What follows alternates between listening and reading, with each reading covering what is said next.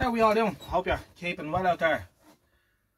So, we're going through a sort of a mini heatwave here. It was actually just here in the back garden today. It got up to 27 degrees, which is too bloody hot for me. So, I haven't been doing a whole lot today with the heat. I've been trying to do a few jobs around the house, but it just gets too hot outside.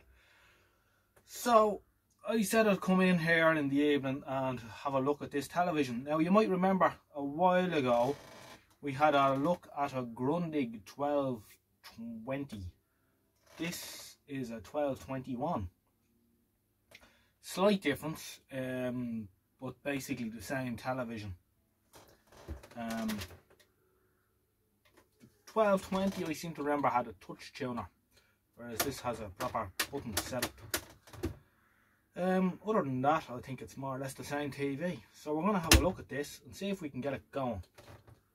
I don't think it is going. In fact, well, I'm not going to lie to you. I know it's not going because I have plugged it in. But just to prove the point, we'll plug it in again and we'll see. And then we'll see if we can get it going.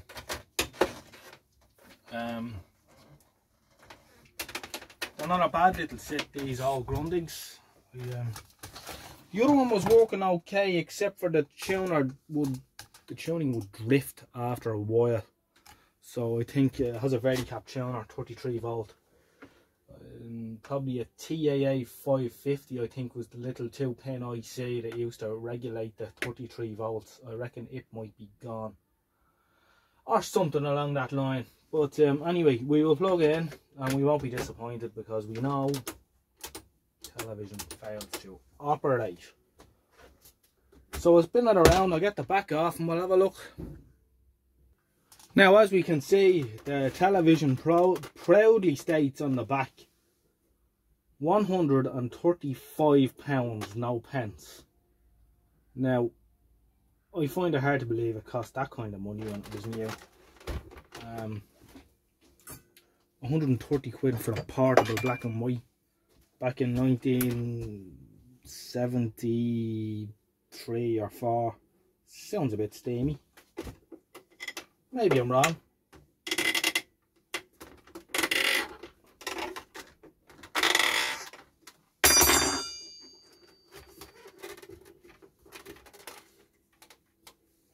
Off we go. As we can see, it's got a proper good thick layer of dust in her, so she's had plenty of use. The first thing I'm going to do is I'm going to see if we can get it to work on DC 12 volts. So what I do is I get the bench power supply and I'll just run 12 volts across the electrolytic and we'll see if it'll come on then.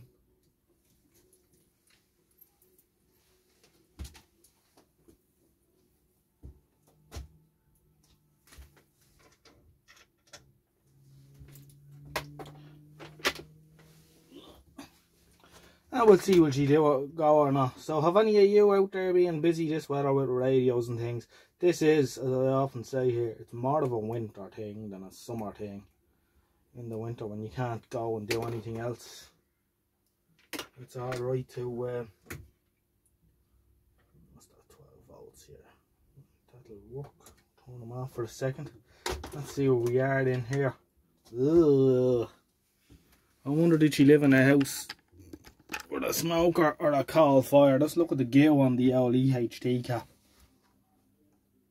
Oh yeah, that's good stuff right there. Probably melt that down into petrol or whatever. So she's there. Here's our main electrolytic here, 4700 microfarads.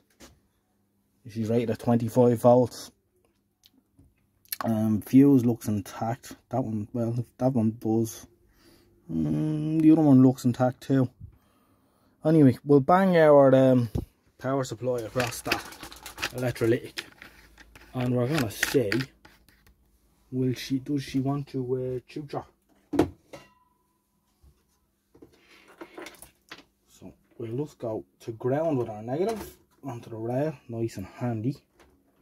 And then the center pin of that electrolytic is gonna be positive. Telly switch on, telly on. Ooh, we have a problem. There appears to be a short circuit. Yeah, there's a short. What's the chances it's the cap? Them old ROE caps don't they seem to give bother.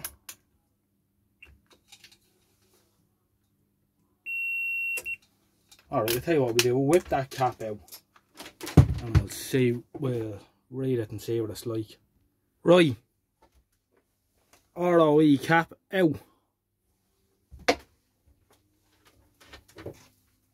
Let's see what the damage is.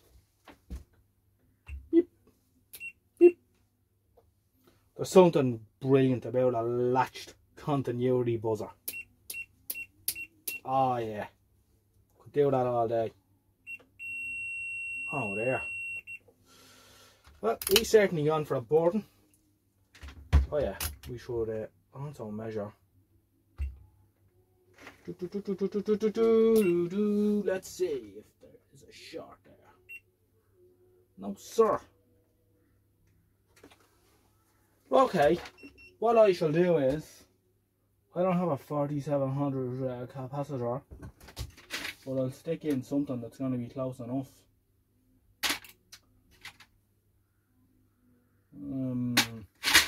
I should have a 2200 somewhere if I go looking. Okay, didn't take me long to find me 2200 microfarad capacitors, which would be close enough. Now, when changing these, you have to be careful. So there's just to make sure you go onto the ground as well. See, there's a pin in the middle, that's the positive, and then the 3 pins around the outside of the capacitor. But 2 are duds. There's our negative connection here, so we have to go from here and here. Just something to be aware of when changing these multi-pin capacitors. Right, let's give this another shot now. I left the positive lead of the capacitor sticking out, so I can just join straight onto it with my power supply. Top one's volts showing 12.5. Top one's my amps, so you can see that in the camera just about. Why isn't it? Yeah, that's a bit better. Right, I'm going to push the button and see what happens. We're in action. We are in action.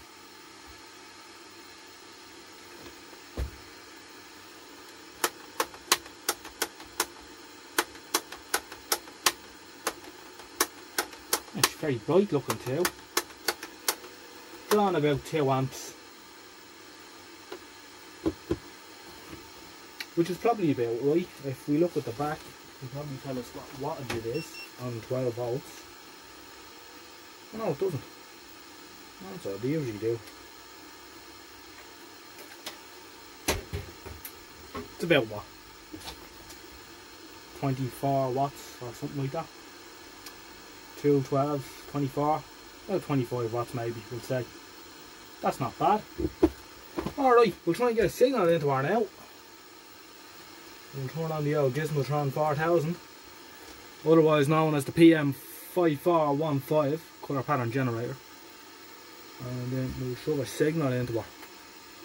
And believe it or not, in a very rare case of events, the tuner tool was still in the door. So we're on number 3.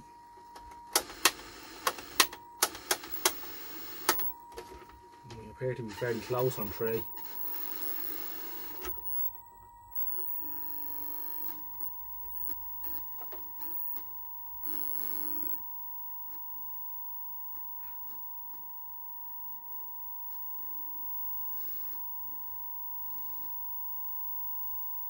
That's not bad looking at all. Let's turn off that bloody noise. That's a great picture, actually. Now,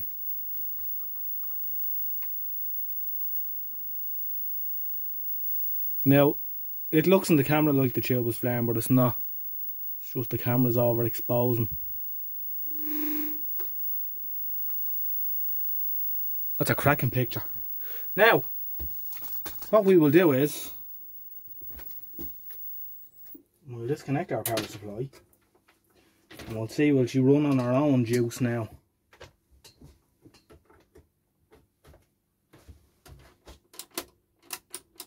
No. So I wonder, did the electrolytic, when it went short, kill the power supply? Right, I got the cover off for the mains fuse, and sure enough, it looks like it was killed at some stage. And it does read open circuit on the meter, so we're going to replace him and then see what happens.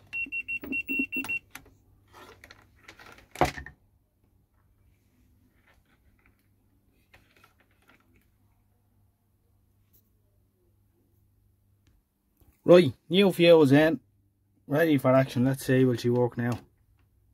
I have a feeling she will. Ah, yes. So obviously what happened was the electrolytic went short, blew the fuse saved the day. All is well in the world of religion now, so we're doing well. We'll get the test card back on and we'll have a look at the linearity and the height and all them kind of jazzy things, and we'll sign her off then. Alright, we're on, and I'm having a look at the picture here, and to be honest with you, I don't think there's anything that really needs adjusting on it. The circle looks circular enough to me, and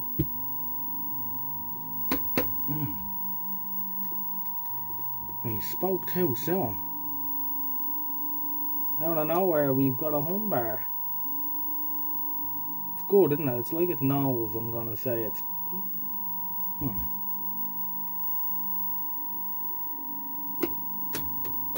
Is it a dry joint?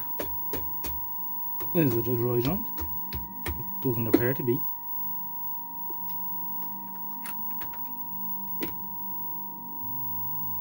That's a weird one now, alright.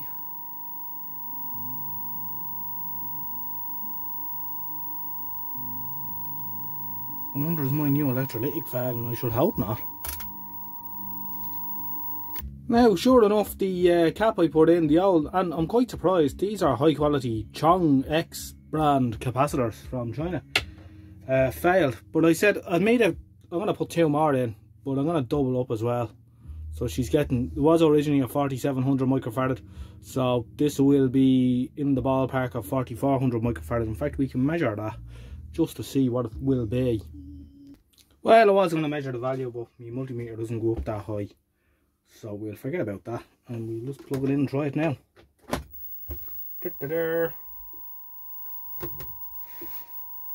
Sounds promising. And no home bar.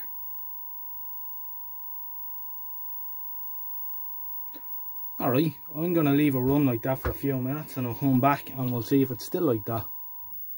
Okay, 15 minutes later, it's still running, so we leave it at that. There is a slight little hum in her, but it's not too bad.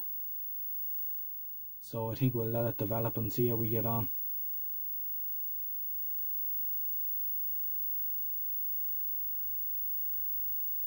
Overall, it's not too bad. I did say earlier on the video that 1973 or 4, it's not, it's 1979 model. However, we leave it at that. It's going, it's working, so we will let her develop any more faults she has for us and we'll take it from there. Thanks for watching and I'll catch you again in the next one. Good luck for now. Bye bye. I just thought I'd bring it in here and tie it in with the skybox just so we can see what a proper picture looks like on it before I sign off for the night proper. I haven't cleaned it up or anything yet, but I just brought it in quick. As we can see, the Grundig Megatron continues to soldier on flawlessly, which we're quite happy about. So anyway, we'll tune in the skybox here, and hopefully we're not too far away.